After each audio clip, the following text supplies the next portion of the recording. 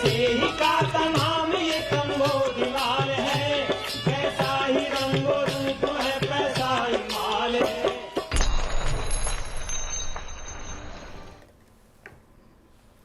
नमस्कार, मैं हूं शुभम शंकर। आप देख रहे हैं मनी 9। स्वागत है आपका prime time show money central में। दिन की सबसे बड़ी, सबसे जरूरी खबरों के विश्लेषण के लिए मेरे साथ स्टूडियो में मनी 9 के एडिटर अंशुमान तिवारी जी आ गए हैं। सर, बहुत स्वागत है आपका। अंशुमान जी से चर्चा शुरू करें उससे पहले देखिए आप कि कौन सी बड़ी खबरें आज शामिल हैं हमारी इस चर्चा में। मॉनसून से शुरुआत करेंगे। मॉनसून से पहले ही डराने लगा सूखा। जी हां, अमेरिका की एक एजेंसी का अनुमान आया है जहां सूखे का खतरा बढ़ रहा है। क्या अनुमान है, कहां चिंताएं सबसे ज्यादा हैं, ये समझेंगे। एसएमई इंडेक्स की तेजी के पीछे क्या है। जहां छोटे शेयरों की लिस्टिंग होती है, एसएमई कंपनियों की लिस्टिंग होती है, वो इंडेक्स अपनी ऐतिहासिक ऊंचाई पर है, सर्वोच्च स्तर पर है। यहां तो कुछ गड़बड़ियों की भी आशंका थी, उसके बाद भी ये तेजी रुकी क्यों नहीं, इस तेजी के पीछे क्या है, ये जानेंगे। एचयूएल के नतीजों के भीतर क्या है। कल एचयूएल के नतीजे आए। इन नतीजों में जो मुनाफा आया, जो आय बढ़ी, कम हुई, वो तो हमने देखी, लेकिन इन नतीजों के मायने कैसे समझें हम अपनी मांग के आधार पर, ग्रामीण मांग के आधार पर, शहरी मांग के आधार पर इसको समझेंगे। इसके बाद दिन की बड़ी खबरें। कोटक बैंक के भीतर चल रही थी क्या धांधली। जी हां, आरबीआई ने कोटक बैंक को कुछ सर्विसेज जारी रखने से रोक दिया है। क्यों रोक दिया है? कोटक तो बड़ा बैंक है, अंदर क्या धांधली चल रही थी, क्या शक है आरबीआई को, बैंक क्यों नहीं मान रहे, क्यों बार बार एक एक के बाद एक बैंक का नाम आता है जहां पेनल्टी लगती है, ये समझेंगे। अब खाद्य वस्तुओं की मिलावट पर यूरोप में किरकिरी। लगातार ये खबरें आ रही हैं, पिछले कुछ मनी सेंट्रल में आप नोटिस कर रहे होंगे। कभी मामला आता है नेस्ले से, कभी मामला आता है किसी मसाला कंपनी से, कभी मामला आता है एक्सपोर्ट की गई किसी चीज पर। आज बारी यूरोप की थी। यूरोप में हमने कुछ एक्सपोर्ट किया, वहां कुछ ऐसा मिला जिससे मिलावट पता चली, और उसके बाद किरकिरी पहले बॉर्डर पे हुई, और बॉर्डर से बाजार में जब सामान पहुंच गया तो वहां से भी निकालना पड़ा। तो ये समझेंगे कि यूरोप में क्या हुआ, और जापान की करेंसी में इतनी तेज गिरावट की वजह क्या है। जापान की करेंसी लगातार कमजोर हो रही है। ये गिरावट क्यों आ रही है, ये हम समझेंगे आज दिन की एक और बड़ी खबर में। शुरुआत मौसम के साथ। अमेरिका की मौसम एजेंसी एनसीईआई ने कहा है कि मार्च को लेकर स्थिति और खराब हुई है। एनसीईआई की रिपोर्ट के मुताबिक मार्च के दौरान भारत का 1/4 से ज्यादा यानी करीब 26.5% हिस्सा सूखे की चपेट में आया है। इससे पहले फरवरी में 25.9% हिस्सा सूखे की चपेट में था। अल नीनो की वजह से मार्च के दौरान देश भर में बरसात की स्थिति बिगड़ी है, और इस साल जून तक अल नीनो का असर रहने की भी आशंका जताई जा रही है। सर, किन क्षेत्रों में स्थिति सबसे ज़्यादा गंभीर दिख रही है, चिंताजनक दिख रही है? ये आंकड़ा थोड़ा महत्वपूर्ण है, और भारत की कृषि के लिहाज से, पानी की कमी के लिहाज से, और मानसून की दृष्टि से ये नए तरीके की जानकारी है। आप इसे ये भी कह सकते हैं कि एक अजीबोगरीब तरीके का सूखा है जिसका की भविष्यवाणी अमेरिका की जो एजेंसी है, जिसका नाम national centre for environmental information है, इसने कहा है। आपको याद होगा कि जो पिछला मानसून आया था, जो पिछले साल का 2023 का मानसून था, जिस पर अल नीनो का असर था, उसमें भारत के करीब 50% हिस्से में, 711 जिलों में से 50% हिस्से में सामान्य से कम बारिश हुई थी। और आपको उस दौर के नक्शे याद होंगे, देश के एक बड़े हिस्से में लाल या पीले रंग के नक्शे कम बारिश के हमने बार बार आपको दिखाए थे, जो कि भारतीय मौसम विभाग ने जारी किए थे।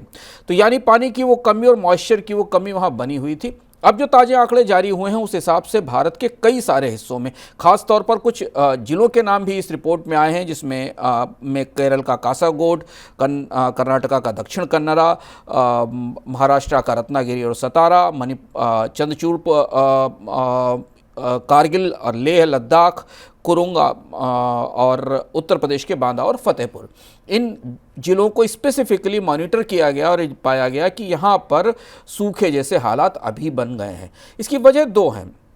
अब यहाँ से भारतीय मौसम में एल नीनो बने होने के या ख़त्म होने की संभावनाओं को लेकर दो तरीके के मत दिखने लगे हैं, और ये जानना हमारे लिए ज़रूरी है। ऑस्ट्रेलिया की एजेंसी ने कहा था फरवरी की शुरुआत में कि अब एल नीनो का असर मार्च से ख़त्म होना शुरू हो जाएगा, और इस बार के मानसून के सामान्य होने की भविष्यवाणियां भी आने लगी थी। पर मार्च के जो आंकड़े आ रहे हैं भारत के एक बड़े हिस्से से, वहां गंभीर सूखा दिखाई दे रहा है। हालांकि फसलें कट चुकी हैं, नए फसल की बुवाई में भी इंतजार किया जाएगा, और मानसून के बाद खरीफ की बुवाई होगी। लेकिन इस दौरान अगर मौसम मिट्टी में मॉइस्चर की या नमी की कमी एक सीमा से अधिक घटती है, तो पीने के पानी की दिक्कत तो होगी। मानसून जरा सा भी कमज़ोर हुआ तो मानसून को इस बार ज़्यादा और सामान्य से ज़्यादा होना होगा, तभी फिर कृषि का वो चक्र या मॉइस्चर का, नमी का वो चक्र वापस लौट पाएगा जिसका नुकसान पिछले एक साल में हुआ था। तो ये एक कठिन परिस्थिति है और इसका असर हमें महंगाई पर दिख रहा है लगातार। फसलों, दूध के उत्पादन, सब्जियों के उत्पादन पर इस गर्मी का असर दिखने लगा है। सरकार दलहन की खेती बढ़ाने और आयात पर निर्भरता को कम करने के लिए उत्तर प्रदेश, बिहार, झारखंड में पहली बार दलहन खेती को बढ़ावा दे रही है। सरकार इसके तहत तुअर, उड़द और मूंग जैसी सभी खरीफ दलहन को न्यूनतम समर्थन मूल्य पर खरीदेगी। कृषि मंत्रालय के आंकड़ों के मुताबिक 2022-23 में उत्तर प्रदेश ने करीब 2.85 मिलियन टन, झारखंड ने 7.61 टन और बिहार ने करीब 4.5 लाख टन दलहन का उत्पादन किया था। सर, सरकार ऐसा क्यों कर रही है?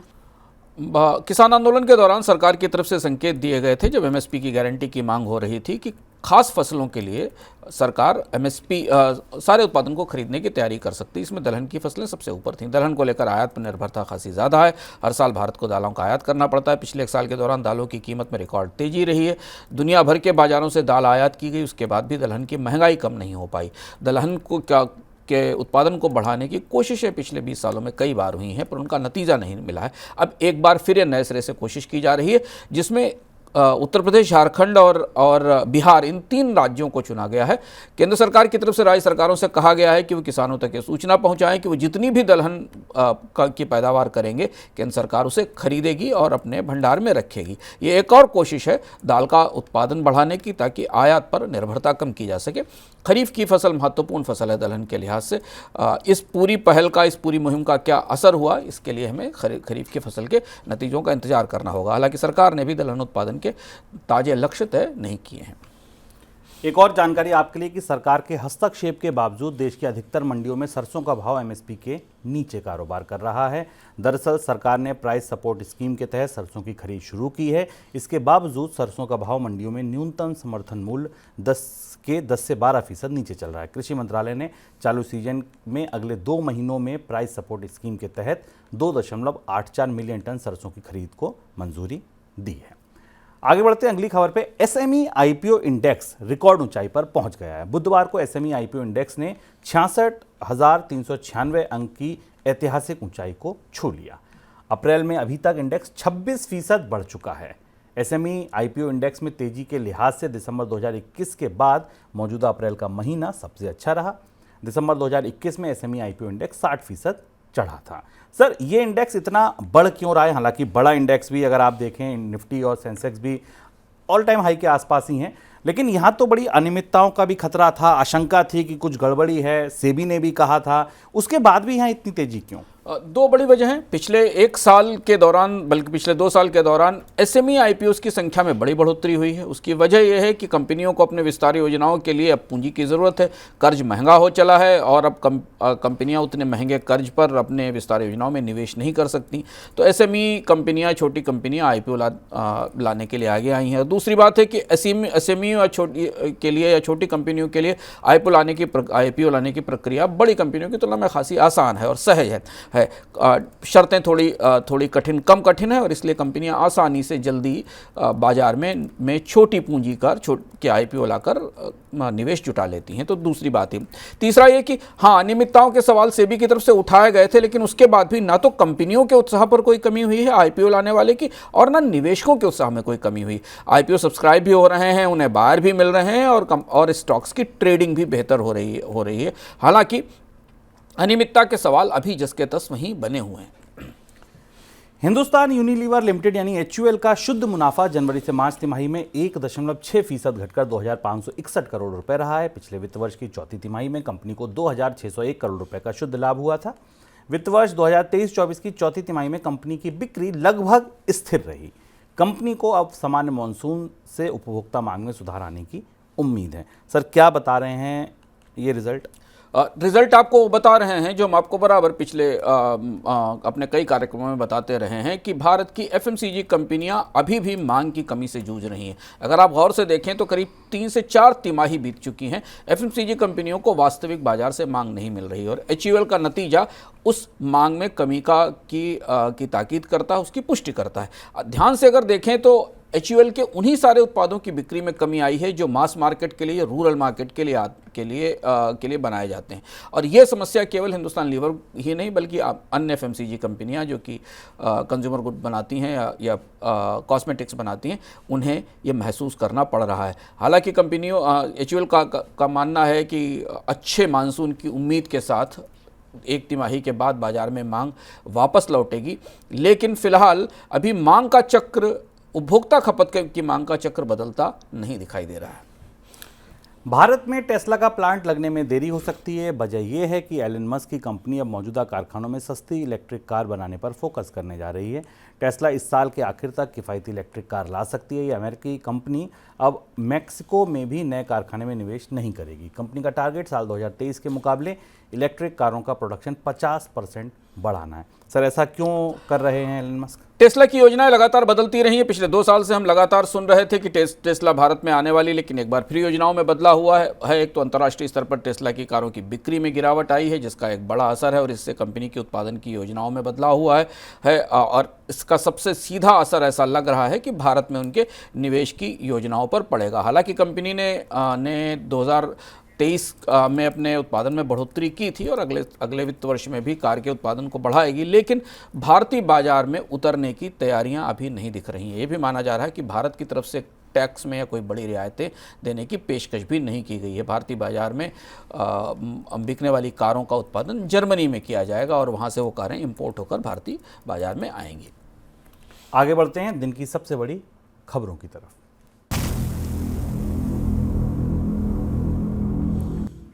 भारतीय रिजर्व बैंक ने कोटक महिंद्रा बैंक पर ऑनलाइन और मोबाइल बैंकिंग के जरिए नए ग्राहक जोड़ने के साथ ही क्रेडिट कार्ड जारी करने पर भी तत्काल रोक लगा दी है।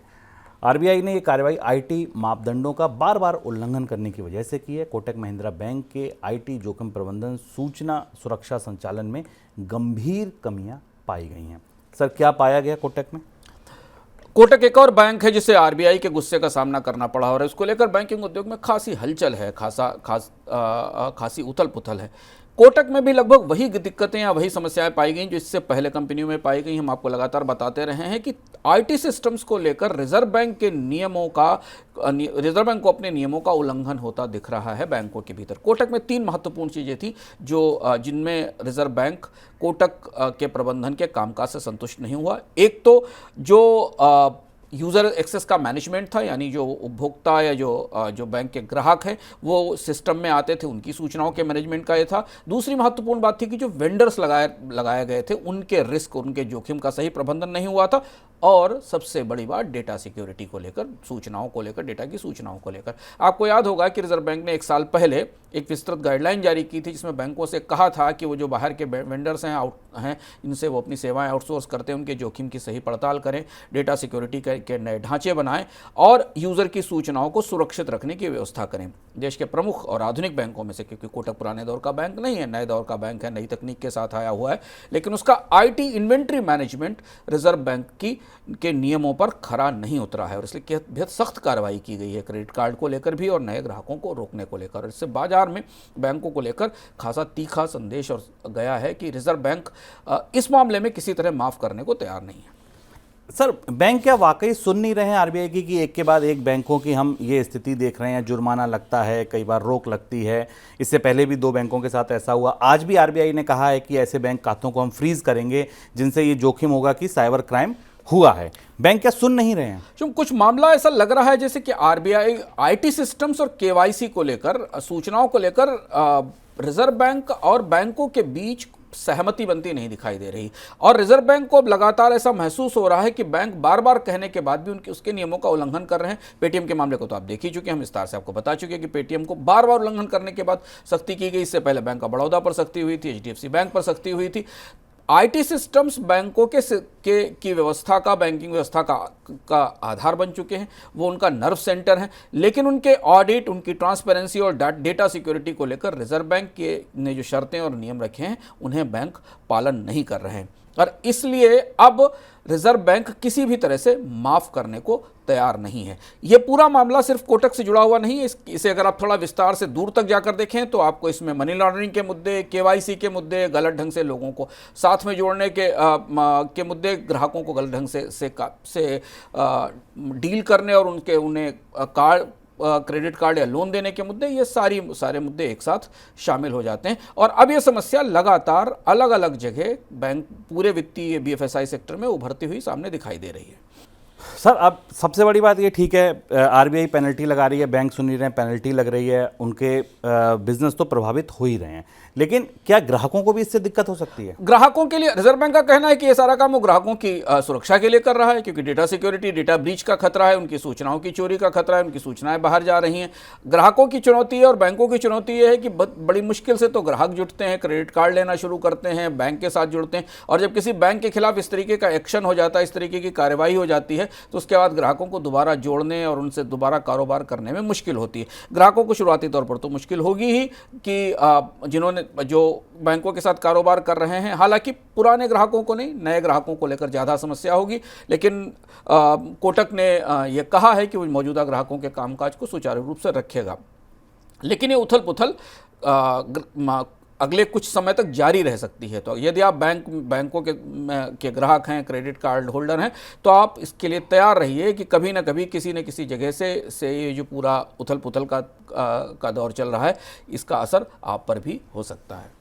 भारत से यूरोप को एक्सपोर्ट हुई 500 से ज़्यादा खाद्य वस्तुओं में ऐसा केमिकल पाया गया है जिसकी वजह से कैंसर होने का खतरा रहता है। कुल 527 वस्तुओं में इथाइलीन ऑक्साइड नाम का केमिकल पाया गया है। इसके पाए जाने के बाद यूरोपियन यूनियन ने 87 प्रोडक्ट को तो बॉर्डर से ही रिजेक्ट कर दिया और बाकी को वहां के बाजारों से हटाया गया है। सर, कौन कौन से प्रोडक्ट थे जिनमें ये पाया गया? बेहद सनसनीखेज खबर है और हम आपको बराबर अपने कार्यक्रमों में बता रहे हैं कि भारत के खाद्य उत्पादों की साख पूरी दुनिया में बुरी तरह प्रभावित हो रही है। भारतीयों को भी अब इस बात की फिक्र होनी चाहिए कि उन्हें कैसा सामान मिल रहा है। ये मामला यूरोपियन फूड सेफ्टी अथॉरिटी की तरफ से आया, यूरोपियन यूनियन की तरफ से आया, जिसने 2020 से 2024 के बीच तक, यानी 20 से 2024 के बीच 4 साल में भारत से आने वाले तमाम खाद्य उत्पादों की नियमित जांच की और ये पाया कि 527 उत्पाद, छोटी मोटी संख्या नहीं, 527 उत्पादों में ऐसे तत्व पाए गए जिनसे कैंसर हो सकता है, खासतौर से इथाइल ऑक्साइड पाया गया। इसमें तिल से बने हुए सामानों में 313 ऐसे उत्पाद थे। जड़ी बूटी और स्पाइसेस, सबसे ज़्यादा खतरा है स्पाइसेस को लेकर। अभी एवरेस्ट और एमडीएच मसाले का प्रकरण हमारे सामने चल रहा है, उसमें इसके अलावा बने हुए डाइटिक फूड भी और कई अन्य फूड प्रोडक्ट्स भी थे जिन्हें शामिल पाया गया है। इसमें से जैसा शुभम को बताया कि 27 को तो तत्काल वापस ही कर दिया गया है, उन्हें तो स्वीकार करने के लिए यूरोपीय बाजार तैयार नहीं है। इथाइल ऑक्साइड एक किस्म की गैस होती है, एक पेस्टिसाइड होता है जिसका इस्तेमाल आमतौर पर मेडिकल में किया जाता है, लेकिन ये पाया गया कि इसका इस्तेमाल भारत से आने वाले खाद्य उत्पादों में है। और हम आपको बता चुके हैं कि भारतीय दवाओं को लेकर, भारतीय मसालों को लेकर और अब भारत के अन्य खाद्य उत्पादों को लेकर ये तीसरा इस क्रम में, इस कड़ी में ये तीसरी कड़ी है इस क्रम में जहां खाद्य उत्पादों की गुणवत्ता पर अंतर्राष्ट्रीय स्तर से सवाल उठ रहे हैं। भारतीय ब्रांड एमडीएच और एवरेस्ट के कुछ मसालों पर सिंगापुर और हांगकांग में प्रतिबंध लगने के बाद भारतीय मसाला बोर्ड ने दोनों देशों को भेजी जाने वाले मसालों का अनिवार्य परीक्षण शुरू करने की घोषणा की है। अगर मसालों की गुणवत्ता अच्छी नहीं पाई जाती है तो एमडीएच और एवरेस्ट मसालों के निर्यात पर रोक लगाने जैसा कदम भी उठाया जा सकता है। सर, इन कंपनियों पर इस लेवल तक कार्रवाई हो सकती है? सरकार काफ़ी परेशान दिखती है क्योंकि स्पाइस बोर्ड से इनकी फैक्ट्रीज की जांच के लिए कहा गया है, मसालों की पड़ताल के लिए किया गया। और देखिए, एक अभी मामला सुलझा नहीं था पूर्व से हांगकांग और सिंगापुर से, जबकि सेम इसी तरीके के मसालों के निर्यात का मामला यूरोप से आने लगा है। संभावना है कि दुनिया की अन्य भूगोलों से, अन्य ज्योग्राफी से भी इस तरीके के मामले आएंगे। सरकार की तरफ से संकेत दिया गया है कि अगर इनकी जाँच में इन मसालों के अंदर खतरनाक केमिकल पाए गए या प्रतिबंधित चीज़ें पाई गई तो इनके निर्यात पर रोक लगाई जा सकती है। अमेरिकी सीनेट ने टिकटॉक पर प्रतिबंध लगाने वाले विधेयक को पारित कर दिया है। चीनी ऐप को अमेरिका से बैन करने के लिए अब राष्ट्रपति जो बाइडेन के हस्ताक्षर का इंतजार बाकी रह गया है। इस विधेयक के पारित होने के तुरंत बाद एक बयान जारी करके बाइडेन ने कहा कि वह इस पर हस्ताक्षर करेंगे। सर, क्या है इस नए कानून में जिससे टिकटॉक बैन हो गया? टिकटॉक को लेकर अमेरिकी सरकार अमेरिकी सरकार के नियामकों और टिकटॉक के बीच लंबे समय से विवाद चल रहा था। भारत में टिकटॉक पहले ही बैन हो चुका था, लेकिन चुनाव की तरफ बढ़ते हुए अमेरिकी सरकार ने अब टिकटॉक को बैन करने का कानून पास कर दिया है। इसके बाद होगा क्या, इस कानून में जो शर्त है उस हिसाब से टिकटॉक की जो कंपनी है, जिस कंपनी ने इसे प्रमोट किया है, बाइटडांस, उसे या तो इसे बंद करना पड़ेगा या इसे किसी अमेरिकी कंपनी को बेचना पड़ेगा। माना जा रहा है कि टिकटॉक के जरिए अमेरिकियों का डेटा, उनकी सूचनाएं, उनके व्यवहार, उनकी चोरी की गई और उसे चाइना को पहुंचाया गया है। तो अमेरिका का मानना है कि टिकटॉक चलता रहेगा, लेकिन बाइटडांस चीन की कंपनी इसे नहीं चलाएगी।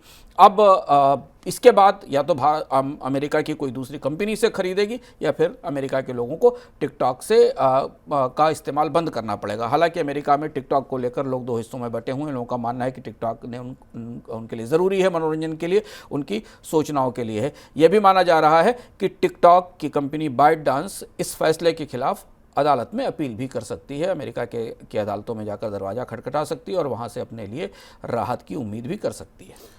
सर, टिकटॉक पे बैन, कल एक खबर आई कि चीन के बैंकों पर प्रतिबंध लगाया जा सकता है। उससे पहले एंटी डंपिंग ड्यूटी की एक चर्चा चल रही थी। आपको लगता है कि चीन को कई मोर्चों से एक साथ घेरने की तैयारी चल रही है? हाँ, चुनाव की तरफ बढ़ते हुए अमेरिकी राष्ट्रपति जो बाइडेन अचानक बहुत इस मजबूती के साथ चीन पर को निशाना बना रहे हैं और एक किस्म का जो चीन विरोधी रुख जो अमेरिका की राजनीति में डोनाल्ड ट्रंप लेकर आए थे, रिपब्लिकन्स लेकर आए थे, उस तरफ धीमे धीमे बढ़ते हुए बाइडेन दिखाई दे रहे हैं। क्योंकि अमेरिका को चीन से होने वाले आयातों से, चीन से होने वाले सुरक्षा खतरों को लेकर अमेरिका में खासा माहौल है और इसलिए ये सारे कदम एक सीरीज़ में देखे जा रहे हैं। आप स्टील पर एंटी डंपिंग इंपोर्ट ड्यूटी लगाने की बात देख लें, या अमेरिका के या चीन के बैंकों ने जिन्होंने रूस को फिनांस किया है, रूस की कंपनियों को फिनांस किया है, उन पर कार्रवाई को देख लें, या इसके अलावा भी हाल फिलहाल में जो वार्ताएं हुई हैं चीन और अमेरिका के बीच में,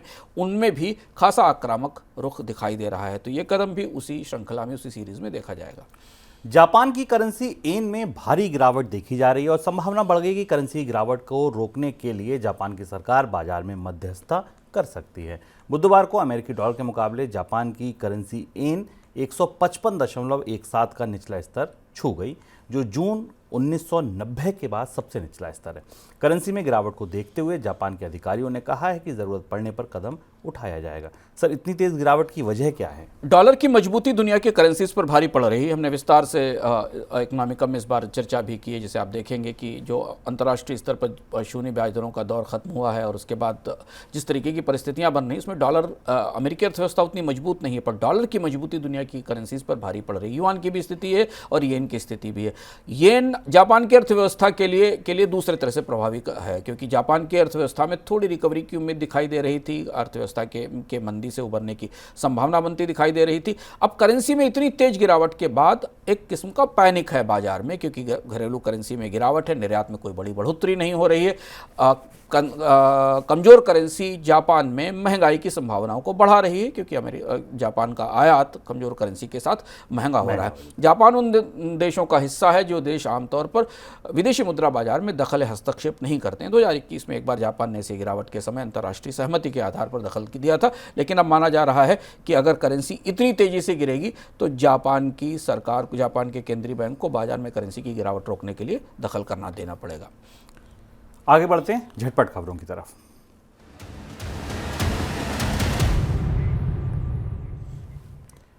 जून तिमाही के लिए आउटलुक घटने से मेटा के शेयर में भारी गिरावट देखने को मिली। मेटा का शेयर 15% तक लुढ़क गया। मेटा गाइडेंस में गड़बड़ी के कारण अमेरिकी स्टॉक फ्यूचर्स में गिरावट देखने को मिली।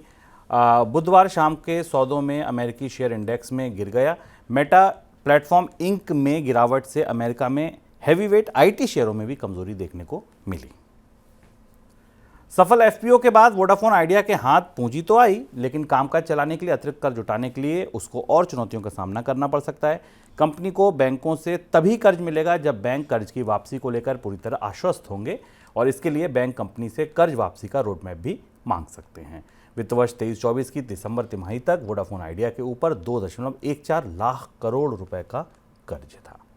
बैंकिंग नेटवर्क के जरिए अनाधिकृत विदेशी मुद्रा लेन देन के बढ़ते मामलों को देखते हुए भारतीय रिजर्व बैंक ने बैंकों को अधिक सतर्कता बरतने और कुछ ऐसे मामलों की जानकारी तुरंत ईडी को देने के लिए निर्देश दिया है। ऐसे कई मामले आरबीआई के सामने आए हैं जिसमें अनाधिकृत संस्थाएं भारतीयों को अत्यधिक मुनाफे का वादा करके विदेशी मुद्रा लेन देन में शामिल कर रही हैं। इन्वेस्को एसेट मैनेजमेंट इंडिया ने नियामकीय उल्लंघन के एक मामले को निपटाने के लिए बाजार नियामक सेबी के साथ सेटलमेंट किया है। कंपनी के म्यूचुअल फंड कारोबार और पोर्टफोलियो प्रबंधन कारोबार में कुछ खामियों को लेकर सेबी ने आपत्ति जताई थी। इन्वेस्को एसेट मैनेजमेंट इंडिया ने 5 करोड़ का भुगतान कर इस मामले को निपटा दिया है। सर, कोई टिप्पणी आपकी? वोडाफोन के सफल आईपीओ के बाद आज उसकी लिस्टिंग भी अच्छी हुई कि बाजार में थोड़ा उत्साह दिखाई दिया, लेकिन क्या वोडाफोन संकट से बाहर निकल पाएगी, ये सवाल अभी भी है। क्योंकि वोडाफोन के बोर्ड ने जिस प्रस्ताव को मंजूर किया था उसका विस्तृत ब्यौरा कुछ इस प्रकार है कि 45,000 करोड़ रुपए जुटाने की व्यवस्था को वोडाफोन के बोर्ड ने मंजूर किया था, जिसमें 18,000 करोड़ रुपए का एफपीओ लाया जाना था, जो सफल होकर आया है। लेकिन वोडाफोन को रिवाइवल के लिए इसके बाद कर्ज भी चाहिए, क्योंकि इतने से कंपनी रिवाइव नहीं हो पाएगी, उसके नए निवेश नहीं हो पाएंगे, 5G सर्विसेज देने की क्षमताएं नहीं बन पाएगी। तो अब एफपीओ तो हो गया, बैंक इस एफपीओ की सफलता को स्वीकार करेंगे क्या, ये सबसे बड़ा सवाल है बाजार में और वोडाफोन के भविष्य को लेकर। वोडाफोन का कर्ज, जैसा शुभम ने आपको बताया, 2.14 लाख करोड़ रुपए के आसपास है और वोडाफोन का ग्रॉस रेवेन्यू 69,000 रुपए के आसपास, 69,000 करोड़ रुपए के आसपास है। तो ऐसी स्थिति में कंपनी के रेवेन्यू और कर्ज को देखते हुए बैंकों को ये भरोसा दिलाना थोड़ा मुश्किल होगा वोडाफोन के लिए कि उसे नया कर्ज और उपलब्ध कराएं। और जब तक वोडाफोन को नया कर्ज नहीं मिलता है तब तक वो सारी विस्तार योजनाएं और वोडाफोन के प्रतिस्पर्धा में लौटने की संभावनाओं पर सवालिया निशान लगे रहेंगे। तो इसलिए वोडाफोन को करीब से देखते रहिए, बाजार में इसके उतार चढ़ाव को करीब से देखते रहिए, क्योंकि वोडाफोन के लिए अभी चुनौती खत्म नहीं हुई है। अगला दरवाजा बैंकों का है, बैंक जब कर्ज देंगे तब कंपनी के रिवाइवल की प्रक्रिया शुरू हो पाएगी। तो ये था हमारा आज का मनी सेंट्रल। कल फिर आएंगे नए संस्करण के साथ, तब तक के लिए दीजिए इजाजत। नमस्कार। ऐसे ही का